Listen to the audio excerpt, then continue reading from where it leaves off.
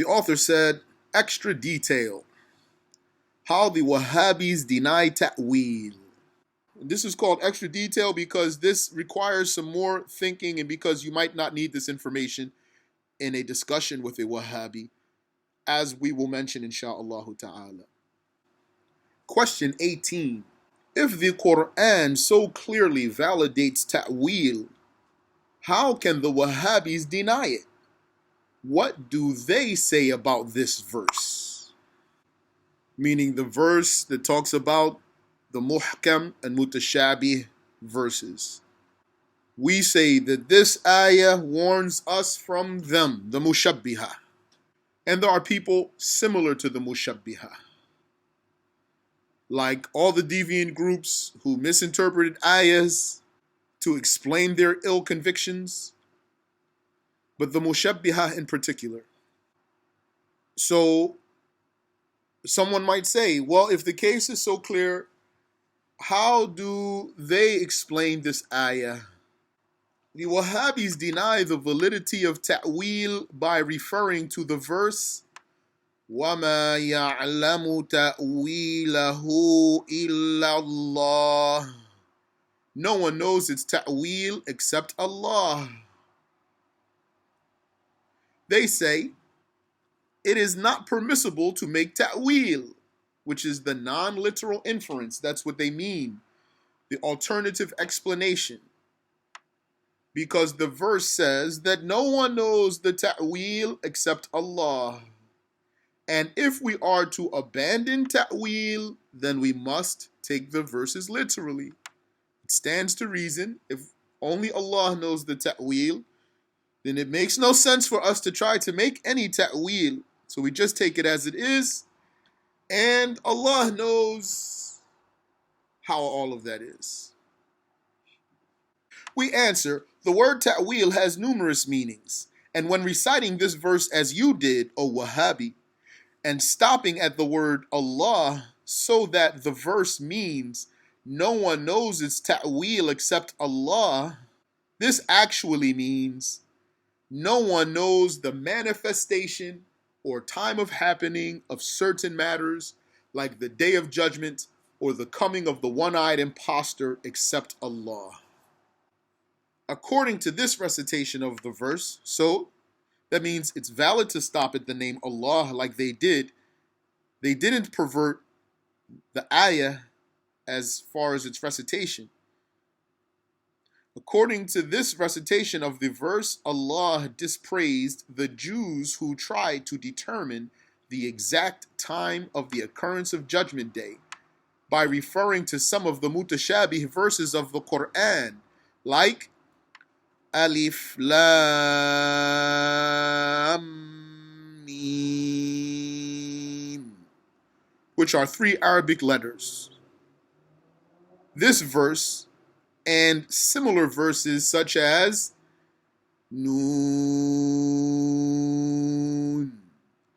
have been interpreted in different ways because of their ambiguity and hence are a type of mutashabih.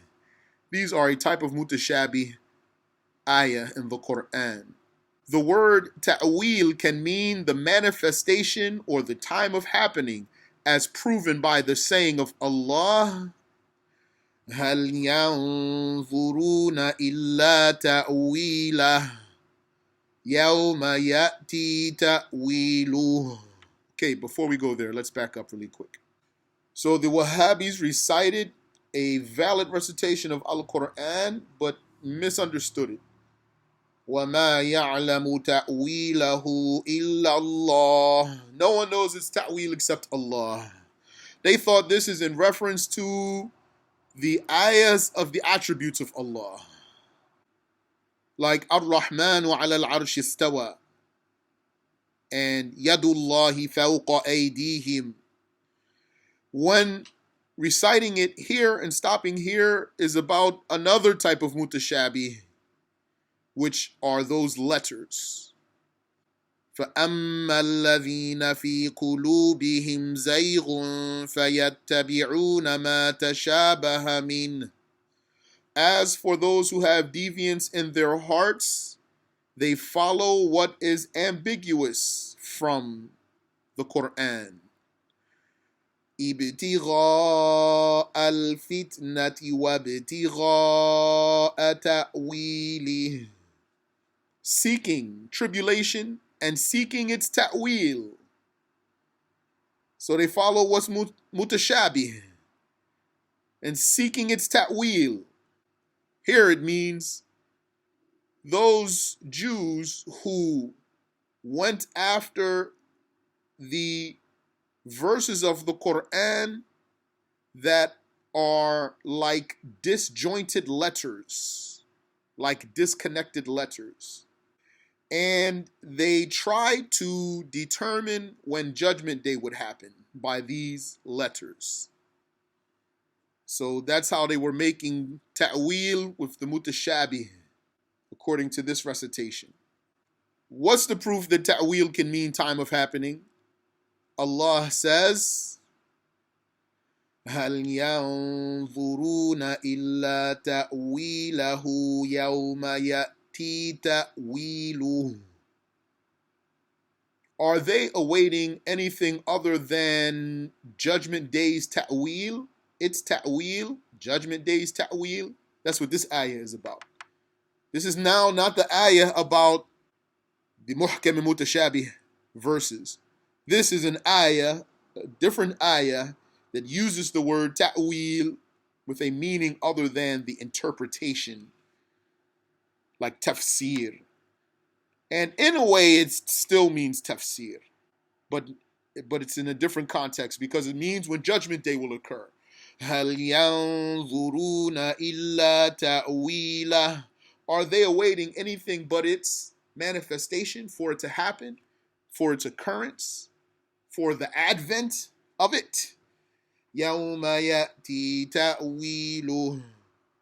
The day when its ta'wil comes, etc. So that's how we explain this ayah. And there's a reason for that. The Wahhabi's not making that explanation. Why are we going, he would say, why are you going out of your way to make this explanation? Because there's another recitation for the ayah. So there has to be an explanation. Therefore, O Wahhabi, you have misinterpreted the verse. In order to do what you want and interpret the word ta'wil as meaning or interpretation, then you must recite beyond the word Allah and continue until reaching the word al-ilm, the knowledge. According to this recitation, the verse would say, وَمَا يَعْلَمُ تَأْوِيلَهُ إِلَّا اللَّهُ وَالرَّاسِخُونَ فِي الْعِلْمِ. No one knows the ta'wil, the true interpretation, except Allah and those who are deeply rooted in the knowledge. In other words, take away the translation and just think about the ayah. It's one ayah of the Quran. If you recite it, وَمَا يَعْلَمُ تَأْوِيلَهُ إِلَّا اللَّهُ, you can stop there and then you can keep going.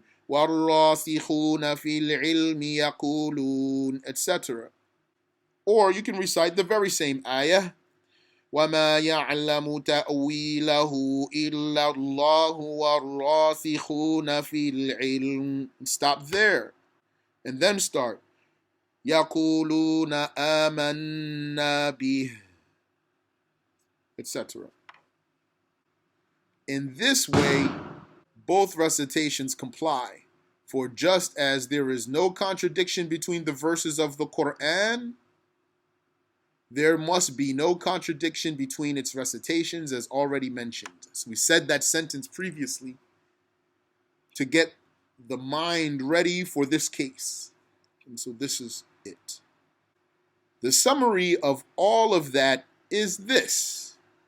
The verse about ta'wil can be recited in two ways, without changing any of its words, only changing where you stop. The meaning of ta'wil changes.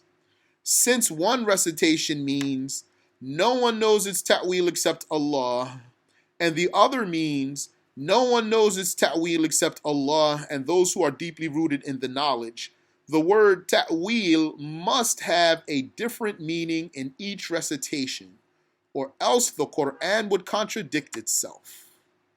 In their so-called noble Quran translation, they intentionally put a period after the word Allah in the translation because of their disregard and disbelief in the other recitation, qira'ah, of the verse, known as the recitation of Mujahid, the student of Ibn Abbas, so that it wrongfully means no one knows the interpretation except Allah. That's how theirs is.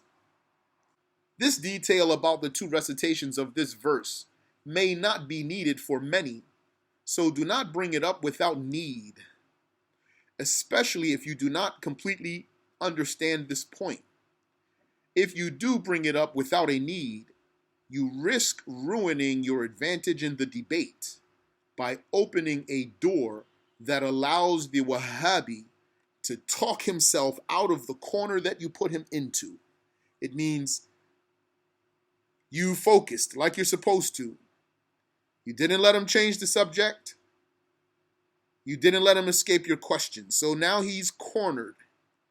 So now you want to offer some extra information with no reason for that. You already have him. And by doing that, by introducing that new thing, it's like you wiggled and he got out of your wrestling grip. You had him pinned, and then you moved the wrong way and he got out. So you risk ruining your advantage in the debate by opening a door that allows the Wahhabi to talk himself out of the corner you put him into. So don't bring it up if you don't need to. And you risk ruining your advantage by talking about something you are not strong in explaining, something that you may not be able to express well or competently. Then you will make your point confusing, and you may even make mistakes. But in case this handbook is used to refute a Wahhabi who raises this point, then here is the answer. Master it before discussing it, then tuck it away until you need it.